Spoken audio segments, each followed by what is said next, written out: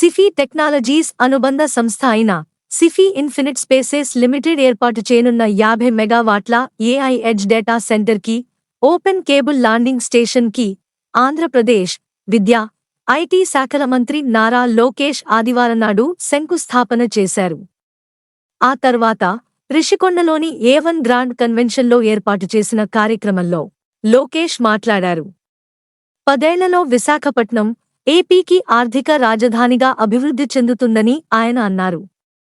రాష్ట్రానికి $120 బిలియన్ పెట్టుబడులు రాబోతున్నాయని, 2047 నాటికి విశాఖ $1 ట్రిలియన్ ఆర్థిక వ్యవస్థగా మారుతుందని లోకేష్ చెప్పారు.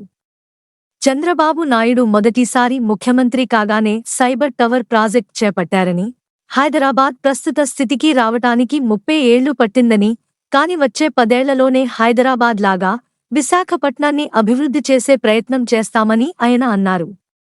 రానున్న 3 నెలల్లో రాష్ట్రానికి మరిన్ని పెట్టుబడులు వస్తాయని, అందుకు ప్రభుత్వం తీవ్రంగా కృషి చేస్తున్నదని ఆయన అన్నారు.